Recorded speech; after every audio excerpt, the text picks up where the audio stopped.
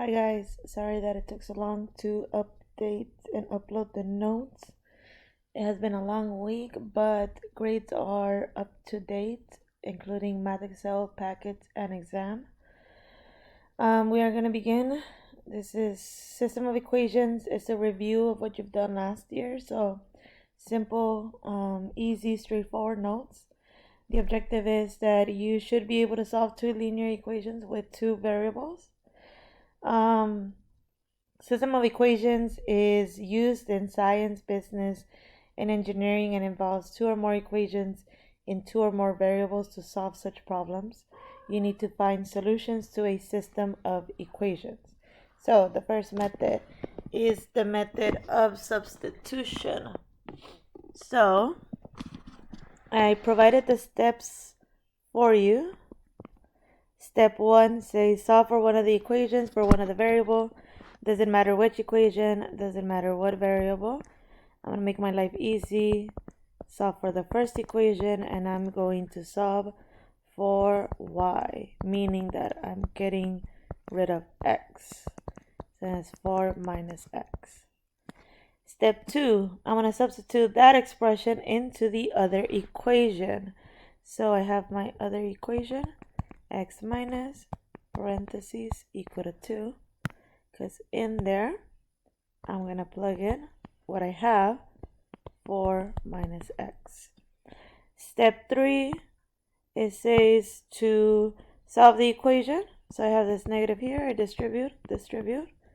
I get x minus 4 plus x equal to 2. X and x give me 2x minus 4 equal to 2. And then you just solve how you are used to solving. 2x is equal to 6, x is equal to 3. The fourth step is that I need to back substitute the value into the original expression. So the 3 I need to plug into one of the equations. You can also plug it into this equation. It will give you the same thing. The only thing is that be careful, because if this equation is wrong, then your answer will be wrong. So usually we'll plug it into one of the original equations.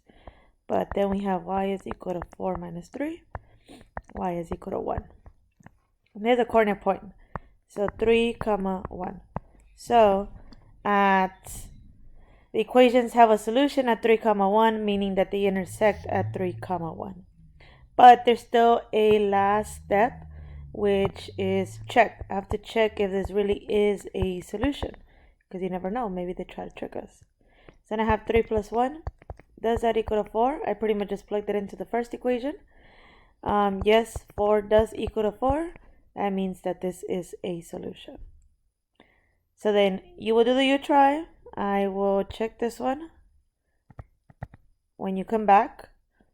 And just a hint or a warning, it's fine if you get a decimal or a fraction in your response. All right, moving on to method number 2.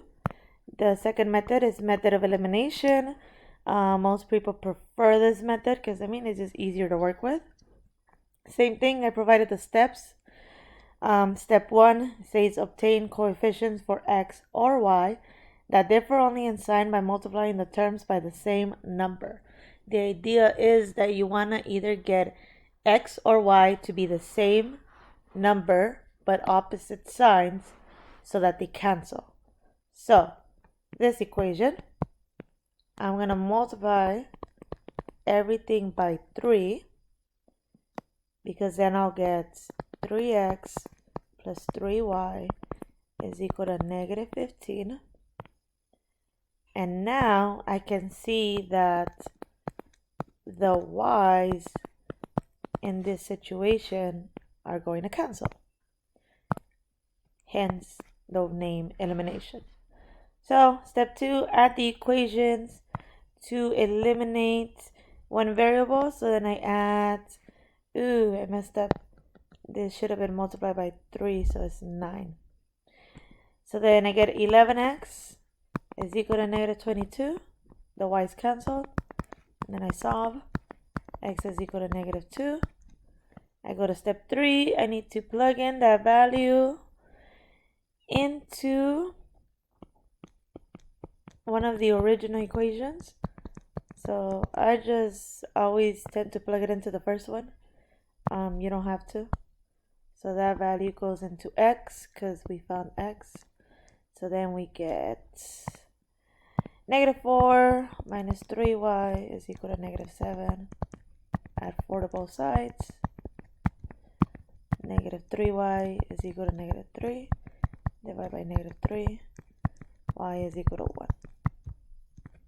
So then we have the coordinate point, -2, comma 1. But what do you have to always do? Check. So then 2 times -2 minus 3 times 1, does that equal -7? This gives me -4, -3. So then yes, it equals -7, -7 does equal to each other.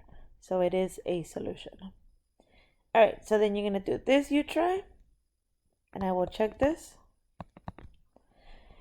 But you don't always get one solution. Like these are considered one solution. Doesn't always happen because math is not always so nice. So if you obtain a false statement such as 0 equal to 7, then the system of equation has no solution.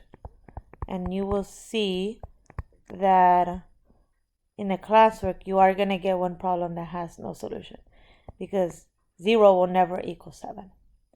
And if you obtain a statement such as 2 is equal to 2, then the system of equation has infinite solutions. And same thing on the classwork, you will see a problem that the left side and the right side equal each other, meaning they have infinite solutions. So then your last you try, you can choose any method you prefer, and I will be checking this, and this will be the end of these notes. Again, I apologize for taking so long. It has been a long, crazy week, and I hope you guys are having fun. Alright, I'll see you guys later.